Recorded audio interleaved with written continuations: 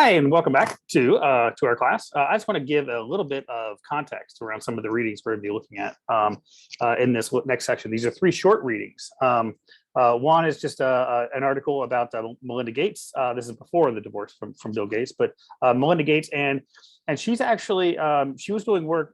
She's passionate about. She was raised Catholic, and she's passionate about some of the work that she's doing.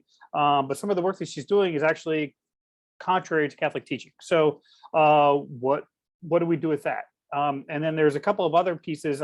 One is a really short editorial. Another is actually a cartoon or an editorial cartoon for us to think about. But really the question becomes, you took the religious commitment survey.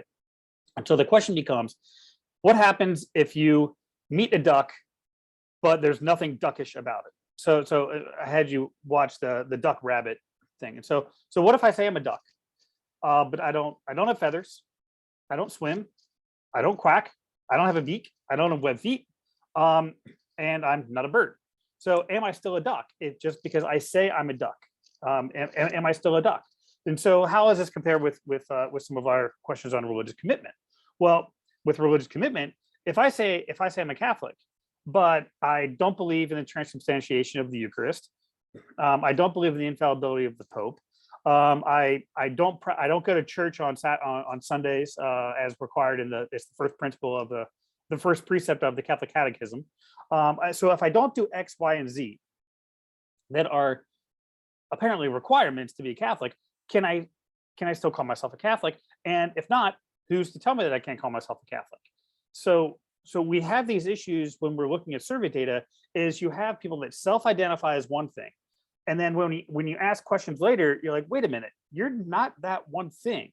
And so if you are a Christian, and say you self-identify as a Methodist on the religious commitment survey you just took, and you believe in reincarnation, well, that's contrary to the foundational teaching of Christianity. It's like that you are not born again into this world. Or say you're a Christian and you disagree with the fundamental teaching that Jesus is going to rise again. I talked about that earlier.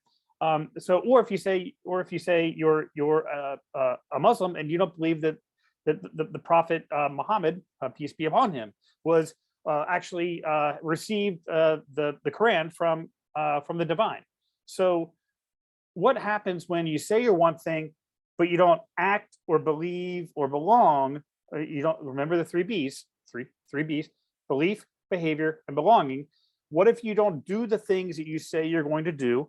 Or believe the things you're supposed to believe in order to be that one thing. So that's really what I want us to be thinking about. And so that's something to be reflecting upon as you're going through these readings and as you go to that discussion post. So with that, I look forward to your responses, and I'll talk to you soon.